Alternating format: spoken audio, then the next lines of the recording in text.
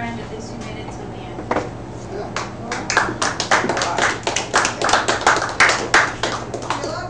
And our next poet is Sally. Are you ready, Sally? Oh, yes. Yeah. Excuse me, I just have to. Yeah, just put that out of the way. Sorry. I opened another drawer, bureau drawer. There they were, all lined up. All lined up. So here they are. I think they're my poems. It was really funny reading them. Hi. It was funny reading them because some of them I read in a totally different light than what I said before. How many here have ever had that happen? You read a poem that you gave birth to, and it's totally different to you than when you gave birth. Of course. Oh, all right. And sometimes you realize what something means 20 years after you wrote it. Right. Yeah, right. I wrote a poem once about life, and I still, every time I read it, it means something different. I did my email message. I sure did. Thank you. I really thought, as I was reading her email message, she opened up this whole, this one. Yeah. And then she found something in there. I was thinking, oh my God, must have been a colony of ants. And I wrote back, well, I was glad to hear that it was, oh, it's not ants. Spiraling down choices. Used to be there was one answer, and that was that. Now there's autumn leaf assortment of answers. And soon the buds on the trees will give birth, and they too will be more answers.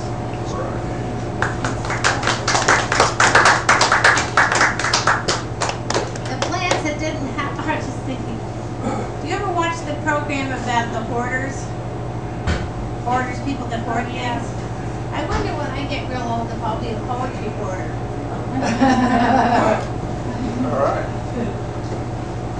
The plans that didn't happen, the wrecked promises, broken friendships lie tumbled on top of each other in a junkyard of parts and pieces in my mind.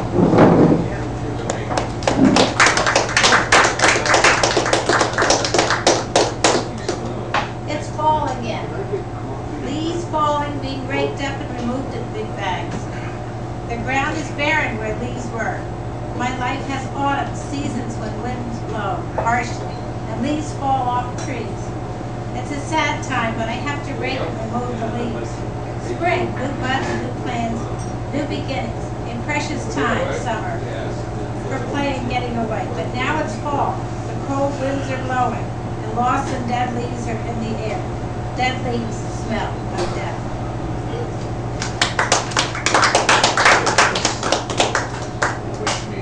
It's 2 a.m. in my mind. Excuse my I guess I should go like that. And I'm walking down a miserable city street. Scary thoughts from childhood follow. On the street, an empty gum paper lies open. That once cozy to stick a gum. I miss the cave shelter of Rice House. That stood when I was photographed. With the warm fires and nurturance, loving tribe and hugs. Sometimes my childhood ways interfere like a scary monster going, woo. Work now is the adult for me, the caretaker for me. But I miss the cozy blanket of the Rice House where I was tucked in. I like this moving around, you know, and I get to see the pretty.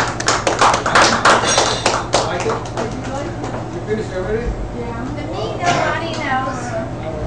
He wears tall, high boots and walks in with bonsai dogs down Fifth Avenue. Wearing huge dark glasses and exotic hats. And long earrings and elevated shoes. The me nobody knows is skinny and tall and turns heads. The me nobody knows is a pipe dream.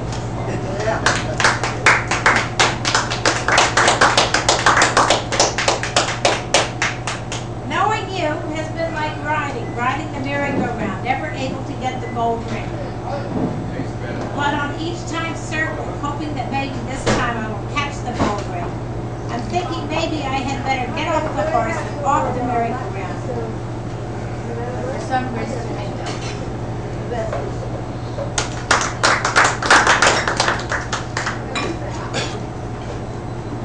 A washing machine has to stop the spin cycle before the soaking can begin. And so I have to stop. Yes, stop before centering and reflecting can begin.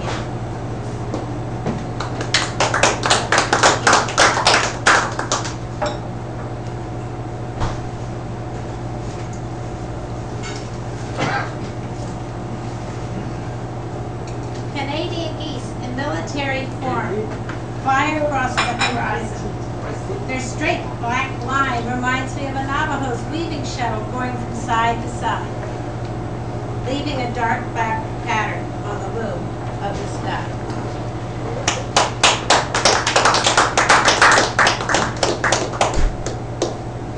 Autumn. The branch has turned into a saucer, my soul, the cup that sits nestled in it.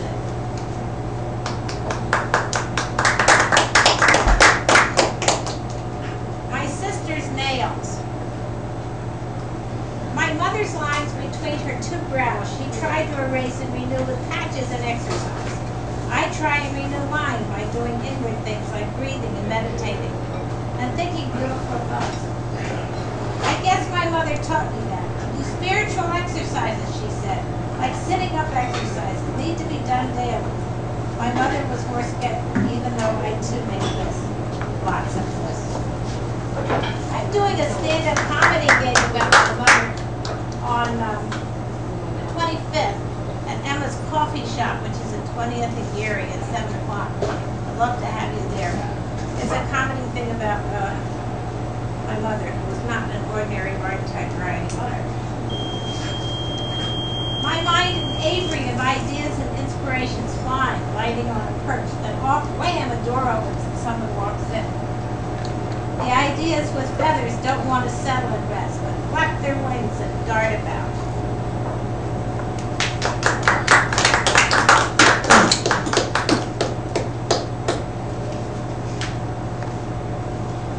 My great Aunt Mattie and I walked slowly when I was a toddler. And she was 87, and she was an 87-year-old toddler. Together we walked to the beach, hand in hand, not able to speak much, neither one of us. We'd say the same phrases over and over, and she would laugh. A respite from earlier at the St. Louis home. My first writings were to her. She loved being my pet pal.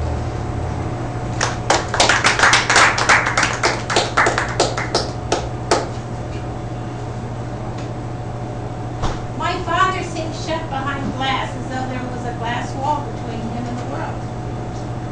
I'm in that place sometimes. My mother, the opposite, involved in everyone's life's drama. She collected people and liked to organize and to give a puff to their lives, helping them to be more airborne. I am my mother a lot, doing what I swore I'd never do. Doing exactly what she would do, that I vowed I would not do. But I think a lot of who I am can carry out what I felt she wanted to do. I am an extension of her.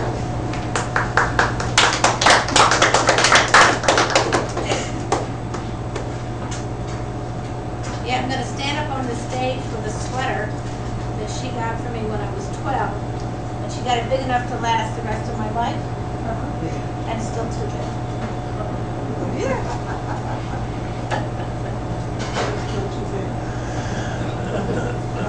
John Irvin. Unexpectedly seeing you, a lamplighter, relaxed, cheerful greeting. You were always glad to see me. Turned me from a child into a queen. Your delight in me elevating.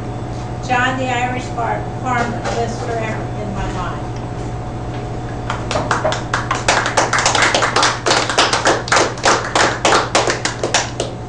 Waiting in the cool night to see the comet. Waiting, shivering, but waiting. It comes as if a surprise, as if unexpected. It splashed, erasing all the cold and the waiting.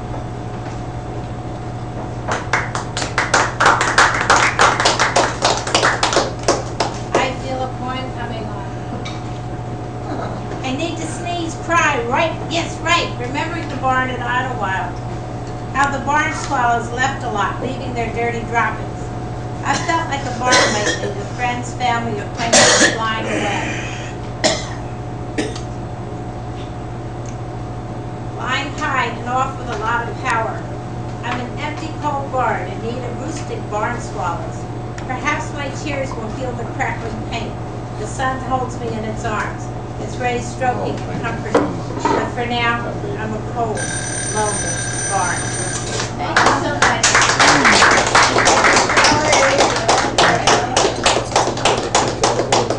No, I don't need it. No, I don't use it. Meeting next. Thank you. And my first poem is called Fallen Black Angels. Were they killed for the color of their skin? Is it a sin to be African American? Why can't a young black man's feet walk free on those mean crimson streets? Why must a young black man watch his back on those mean crimson streets? Were they killed for the color of their skin? Is it a sin to be African American? Fallen black angels, Trayvon, Oscar, and Emmett, each an innocent son, each one a fallen black angel. And the shadows of their feet shall remain on those mean crimson streets. Trayvon, Oscar, and Emmett, each one in innocence.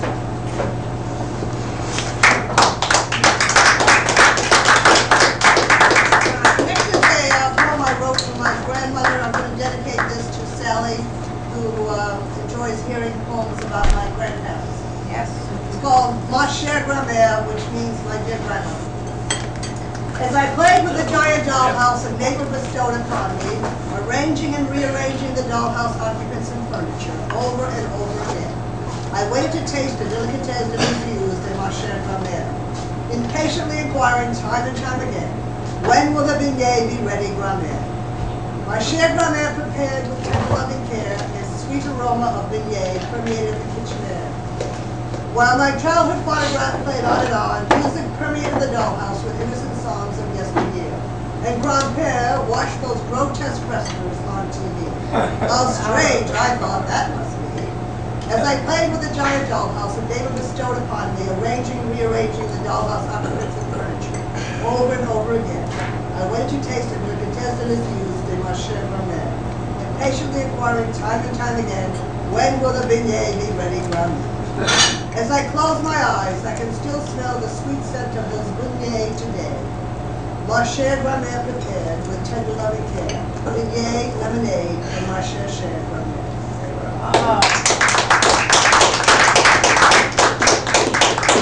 And now you've heard this before, but I constantly make revisions to it. It's a poem that was inspired by that experience that I endured with an ex-co-worker who just doused herself in perfume, and it caused me to have a severe allergic reaction, which I still have today. It's called Trapped in a 1950s science fiction film. Humans dropping like flies and no one knows why. June, the alien from the moon, doused herself in perfume. She created her trademark perfume, Purgatory, in her lunar laboratory. Intended for humans in close proximity to June, the mad scientist, an alien from the moon.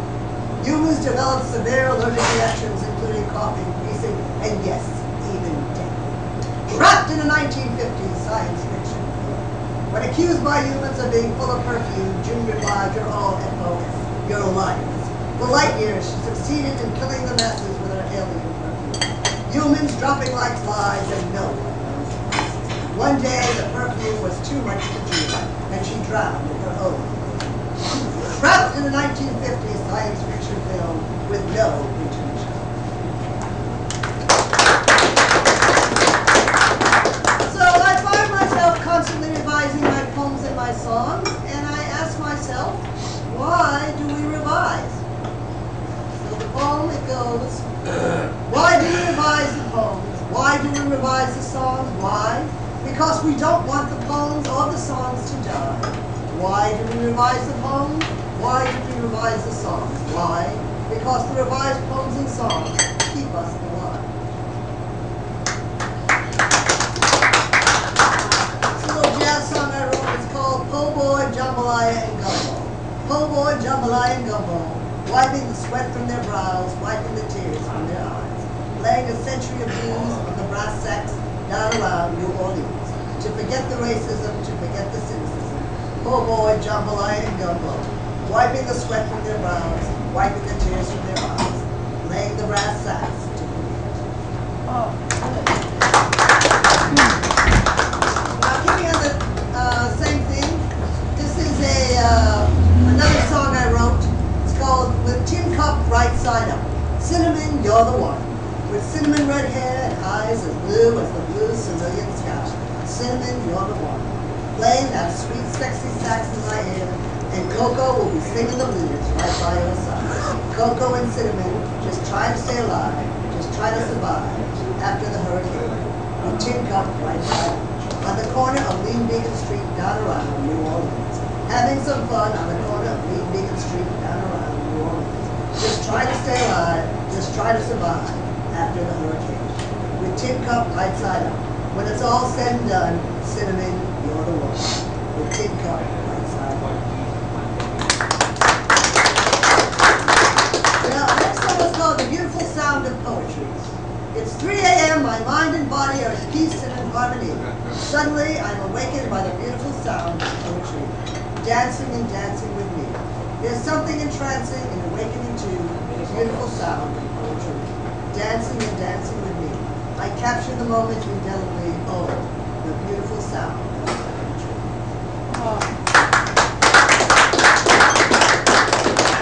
Next poem is called The Chanticleer. The Chanticleer is French for rooster, but this is not just about a rooster, it's about Van Gogh. French country farmhouse in the golden hills and sun, in the bright early Provence morn. Cocky rockets crow at crack of dawn, lazy daisies listen and listen. Van Gogh's sulking sunflowers yearn for his return under the golden hills and sun. Feathers of rouge, red-headed as Van Gogh, white and blue hues, patriotic plumage, crowing La Marseillaise. On wooden weather-beaten fence, the Chanticleer in the air. Daisies and sunflowers rejuvenated, elated under the golden hills and sun, in the bright, early Provence morn. Du jour, toujours.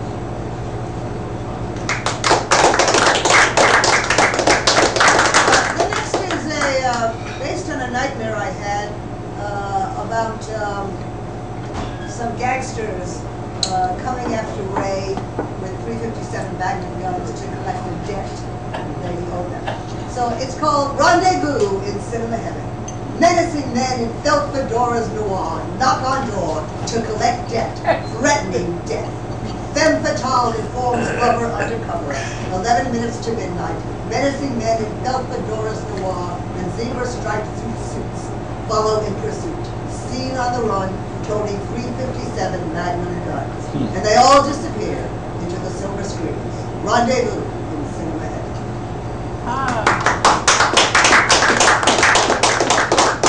This one is called The Graffiti Artist. Scratch, scribble, splatter. Social phenomenon or police matter. Creative inscriptions made on walls, stalls, walls, in malls, to be seen by one and all, from atop the rafters to the ground below, high and low. Messages peculiarly profound, obscenities abound. Vandalism or simply signature of artist who demands recognition. Picasso or Dali reincarnated, visions of grandeur, of this we can be sure. Creative inscriptions made on walls, stalls, halls, in malls, indelibly inscribed, long live graffiti, fall a meeting. Scratch, scribble, splatter, scratch, scribble, splatter. We can't get enough of that graffiti stuff. This poem was written for Django Reinhardt, a wonderful guitarist who, at the age of 18, was severely, his right hand was severely damaged by a fire in his caravan, and 2 fingers, he lost 2 fingers. But he was able to play the guitar even after that. So it's called Django's Tears. He rose up from the caravan like a brilliant gypsy campfire. Young Manouche injured in a fire that ravaged his caravan. 3rd and 4th fingers on his left hand badly burned. Determined to keep on playing guitar, he developed an original style of mixture. First outstanding European jazz musician, he became an international celebrity. His remarkable technique, trenchant rhythmic sense, and graceful harmony made him an excellent accompanist. A stylist with great melodic resourcefulness, mastery of inflection, and a gifted composer. He rose up from the caravan like a brilliant gypsy. The last poem is dedicated to my stepmother and her dog, Rocky the Pit Bull. My stepmother was about 100 pounds, 5 feet 2, and she just loved dogs. And her last dog was Rocky the Pit Bull. And one day, there was a knock on the door.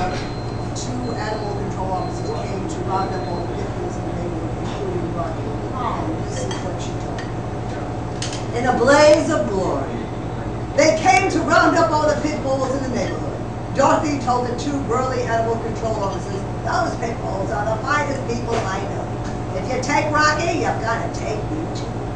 And the 2 burly animal control officers turned around, got back in their van, and rode off into the desert dust, leaving Rocky and Joe behind in a blaze. And my next poem will be Indigo.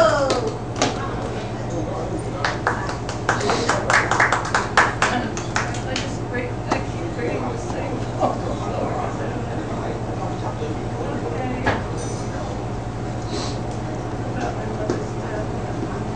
I see him. How strangely her death arrived, like water poured over a witch. All that power collapsed into a puddle, with nothing left but the old clothes she took to the second-hand shop. Rooms bared of her presence, held disembodied furniture, void now, her sense of status, which had loomed over everything as threat, and held me captive and secondary, swept away as in a typhoon. While my sister negotiated with movers that day, I drifted onto the porch and became mesmerized watching a string of fish weave along the shadow cast by the opposite bank of the quiet channel there. They were curving in and out of the light when another string of fish came from the opposite direction, and the 2 strands of fish interwove themselves into a swimming garland all afternoon, and hypnotized, I began to realize I was seeing a performance of the Piscean symbol in motion of my 2 Piscean parents, who filled my childhood with song, fairy tales, a countryside of flowers and birds, and were touching me now as I watched for hours their passing along.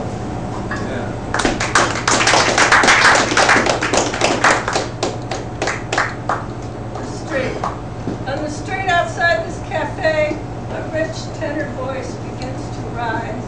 Through hordes of tourists and tired-looking passers-by, plaintive piano notes waft from a passing car radio. Someone swears, engines accelerate, tempers rise. It's lonely here on this planet, falling